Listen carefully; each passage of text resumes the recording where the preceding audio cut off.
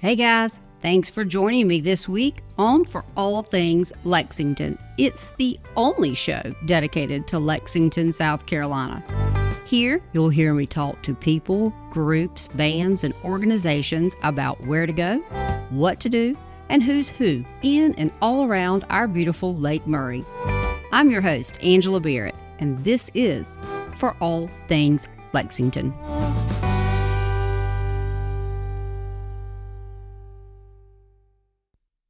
Hey guys, today I have with me Bianca, who is the owner and operator of Twin Farms Mobile Petting Zoo. And I forgot, we have a bunny here with us. What's the name? This is Syrup, one of our little lion heads. This is Miss Syrup. I see her eye under all her beautiful hair. Well, thank you for being here with me today. And how interesting, a mobile petting zoo. Now, you guys have an actual farm. I do. Albeit a closed farm. Correct, yeah. Everybody's going around and touching all the animals there. But yeah, maybe one day. Is this a walk-in farm? As in, y'all have other things, either food for yourself or others or animals, or how is that? So while I am pro, raising your own meat and knowing where everything comes from, I personally don't. I just get too attached to everything. I think I could get attached to a spider in the house if it stayed long enough. So while I am very pro, meat and raise your own stuff, I don't. We just have pets, and I do sell chickens and goats and a couple other things, bunnies here and there, for pet homes only. Oh, I gotcha. Yeah. Now, what all type of animals do you have out at the farm? And then we'll talk about what you take with you. But so I try to bring pretty much everything we have. The only things that right now we are not bringing are my full-size horse. I have a donkey that we're still working with, but he's very attached to my horse and vice versa. So until they're both ready to travel together and I'm ready to take on that, then they kind of stay home. And everyone else kind of goes with us. But we have a little bull calf that we take with us, a mini zebu, goats, a sheep, bunnies, guinea pigs, chickens, ducks. I think that's it for right now. That's about all I can handle for it. Sure. Now, what made you come up with this mobile? I mean, did you have these animals and thought, or did you come up with a plan and start kind of getting animals? How did you? So I had some. I originated from California, and I had horses there, and I worked in different livestock settings with people. So when I moved here, I kept my horses there until I could afford to bring them with. So I brought one horse here. So I've had him, and I worked along a large animal so I was always around different animals. I was a dog groomer for 10 years. So I knew when I stopped dog grooming that I still wanted to do something with animals. I just didn't know what. But I knew after having the twins, it had to be kind of on my own time because, childcare is expensive and I wanted to be there to raise my children. So it just kind of came about. I did a quick search at the time, and there was only someone, I think, toward the Sumter area and then north a little bit. So I'm like, perfect. There's a lot of people in Lexington. Let's make it happen. And then I actually found out that month, another 2 young ladies opened up a mobile petting zoo. So at first I was a little discouraged, and I was like, I don't know if, I can do this. And it wasn't a good idea. But it ended up working out, and I'm friends with one of them, and we work together sometimes, and it's just been really cool. Oh, great. I mean, it's a great idea. And I mean, I followed you for a while on Facebook, and I thought, what a neat, just a neat concept. So tell me all the kind of events that you go to. So anything really. Like I was discussing with you earlier, we just did something that's new to me. That we went to a bridal shoot. So apparently there's this whole market for brides and animals. I guess there's a place in Charleston where they bring sheep. So I'm going to start offering that here to Lexington. If you have a animal obsessed bride, what better way than to come in for an hour and take pictures with cute bunnies or baby goats or whatever. But primarily we do school events during the week, a lot of preschools. Assisted livings are one of my favorites to go to. I get to hear some amazing stories. I think it brings up a lot of stuff. There's a lot of people with memory issues and stuff. And I get to hear really cool stories, sometimes over and over, but really cool stories about, how they used to have farms and animals. We do a lot of birthday parties on the weekends, office visits, anything. You want an animal to come over, I'll bring it over. I don't need an excuse. You can just call me and I'll bring you some animals. Right. Now, how do you get the animals to these events? So if it's just the small animals, some go in the truck, some go in the back of the truck. We also use the livestock trailer for all the big animals, the cow, the horse and stuff. And they have a nice little comfy padded stall and they ride around in the trailer. So funny story. When I was first talking to Bianca, I was like, and your van, she goes, a van? They have a lot of stuff. I'm like, oh, excuse me.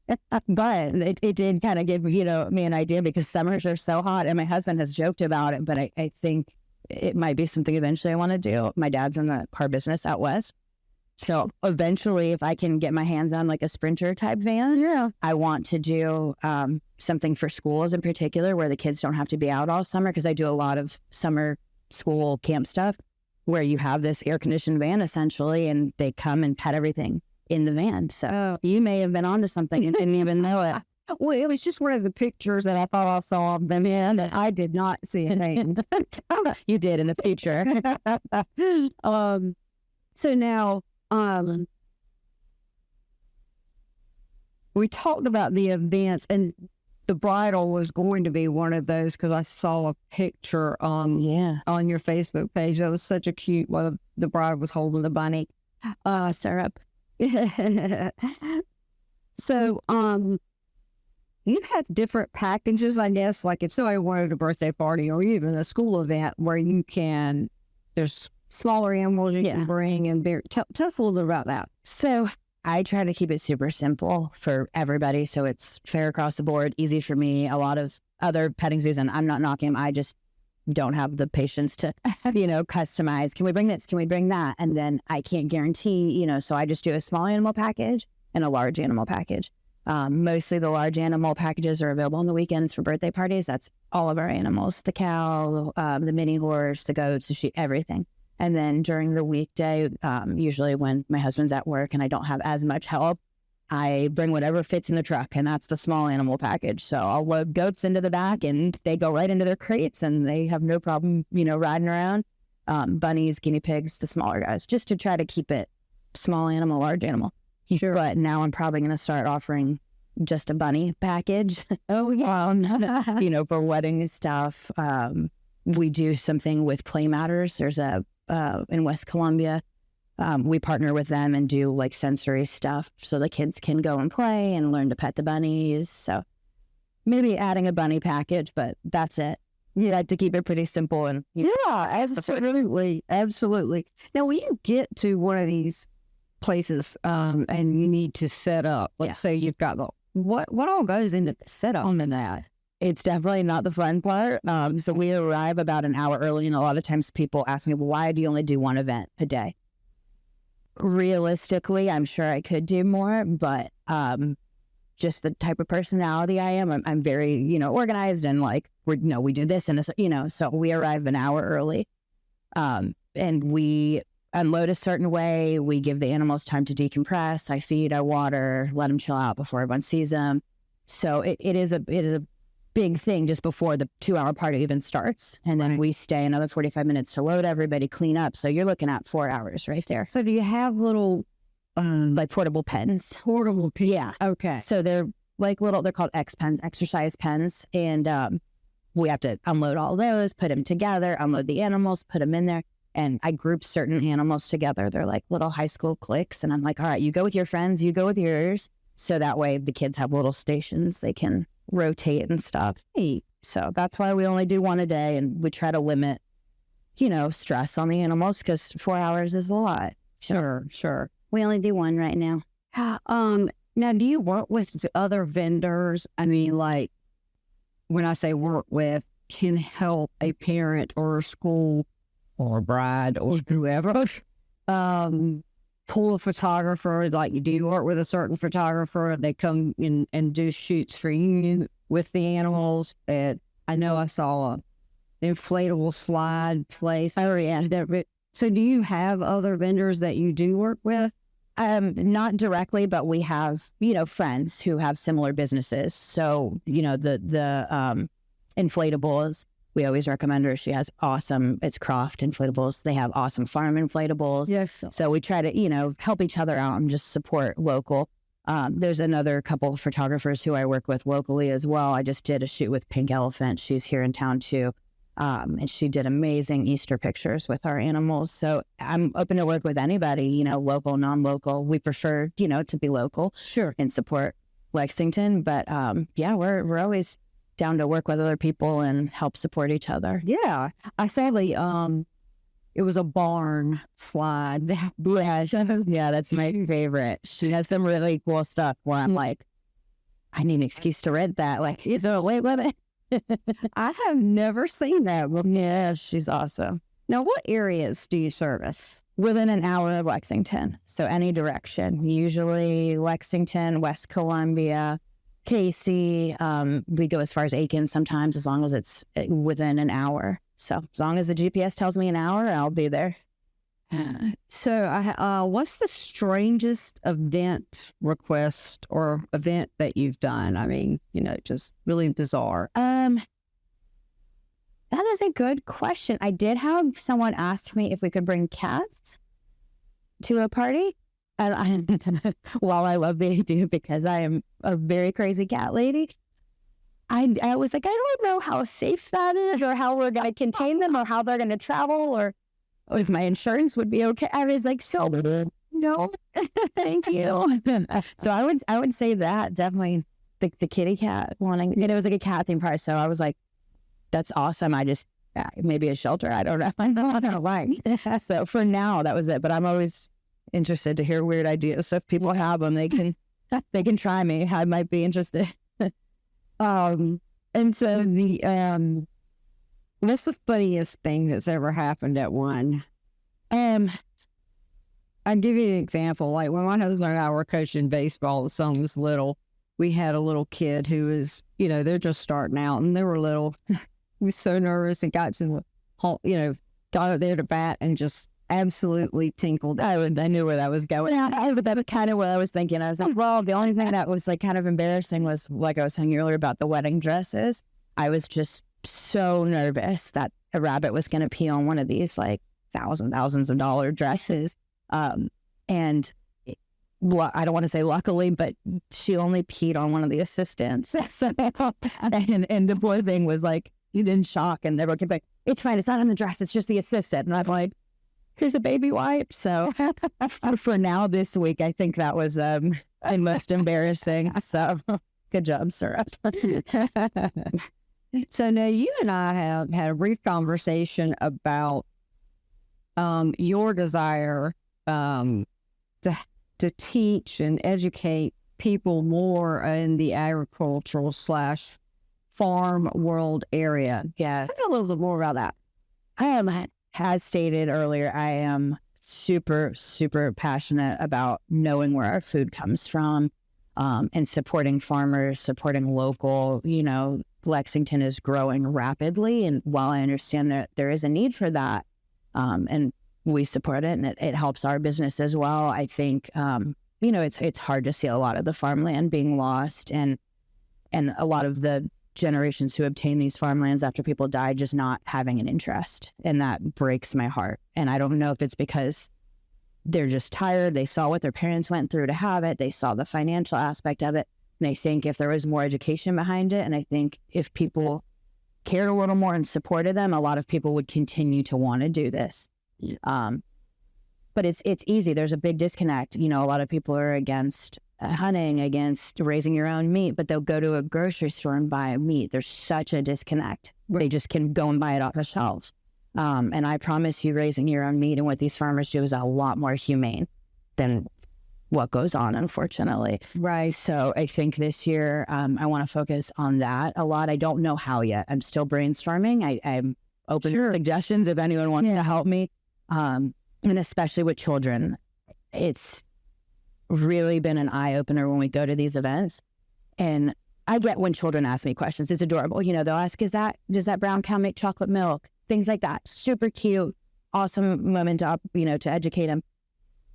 But it's adults too. I've had grown men ask me if a goat is the baby to one of my male cows, just off the wall. People can't even tell the difference in species. Right. That scares me. Yeah. You know? And while I get they don't need to know where all this comes from, to me it is important to know what you're feeding yourself and your family. And so that's something I'm so passionate about. It keeps me up some nights because I'm like, how am I going to get out there? How am I going to educate these children, these adults, and still keep it fun having a petting zoo? Because, you know, the reality is a lot of these birthday parties and stuff, they don't care. They want to go pet bunnies, and that's awesome. But I need to find a way to bring it into schools and to just help educate. Separate kind of program. Yeah, for sure. But yeah, like you said, you know, raising your own, because I just doing a little bit of research myself over the years, there's a big difference in what they call farm raised or the free range, or, you know, there's a whole, you know, all of that is, there's big difference in between them. And then there's a lot of untruths in some. 100%. They can slap. So basically, you know, like you're saying, if they're free range, so if they're not in tiny cages, but they can be in chicken houses, you know, thousands this close to each other, then that's considered free range. So people see that on a label and they feel better about what they're doing. Yeah. And it's not doing anything. And even if people didn't have the resources to do their own, you know, like you have a farm, but to at least know some of those differences and what some of that is would just be helpful as well. Right. Because maybe they'd be more inclined to support local, you know, because a lot of people I've even seen, like the happenings in Lexington groups, they'll sell eggs for $3, $4. That's what you're paying at a store. Right. Why not go? And a lot of these people will be like, do you want to see pictures of my chickens? You know, I prefer happy, healthy animals and knowing, you know, and I think if people took just a couple minutes to educate themselves, I can't imagine they wouldn't feel the same way. So how I'm going to educate, I don't know. I might stand outside and have a big bill. I don't know. So I'm going to find out. If anybody has any good ideas, and contact us, please. Yeah, give her a call and maybe y'all can brainstorm how to, you know, to really get the message out. And even if it's not about food sources, just educating children on the importance of farming and you know, just you should make a picture board, adults and children. Right. This is a cow. I mean, it's that basic. So I need to, I'm going to do something. It's hard to believe, but it is. I guess, well, it was very eye-opening. And I feel bad because the first time someone said something to me, I laughed because I thought they were joking. And then he was not, and I felt horrible. So that kind of woke me up to want to do more than just parties. Sure. So tell everybody how they can get in contact with you. What is means of contact? I am doing my best to manage social media. You know, everyone's always like, do you have Instagram? I'll be honest. Facebook is enough for me to manage. I'm a little behind with the times. I'm like, why do I need to post on both? You have it right here, you know? But and people keep tagging me on Instagram, and I'm sorry if I don't know what I'm doing. So I'm learning to manage both. So preferred method of contact would be Facebook. Or if you go on Google, my telephone and email is listed there. So, and do you have a website? We do, and it links right to my email as well. It's twinfarmszoo.sc.com. twinfarmszoo.sc.com. Correct. And the same for the Facebook page. Yep, Twin Farms Mobile Petting Zoo. But if you go on Google, everything pulls up with some cool articles and stuff. Perfect. So last question for you. How is Cinnamon and Toast? They are good. I'm going to get emotional. So Cinnamon is good. She's at home with mom. Toast went to his new home a couple days ago. And I cried the whole way there. And I'm like, this is why I can't raise my own meat. While I support it, I'm like, I guess so attached. That's right. You know, and I knew when he was born, he would have to go on to find a new home. He's a little boy and he knows it and he deserves his own ladies. And his sister and mom weren't over it. So I knew it was time, but he went to a new home where they raise cows and he has a new little girlfriend and they're doing good. So better than I'm taking it. What I prepared. Well, thank you so very much for filming today, and thank you for bringing syrup, right? Thank you. Yes, ma'am. Cute. Thanks. Hey guys, thanks for hanging out with me today, and I hope you enjoyed the show. If you'd like to be a guest on the show or know someone you'd like to see on the show, contact me at forallthingslexington.com. That's the number 4, allthingslexington.com. This episode has been brought to you in part by Twin Farms Mobile Petting Zoo and by Angela Barrett at HomeMattersSC.com, building on what matters to you.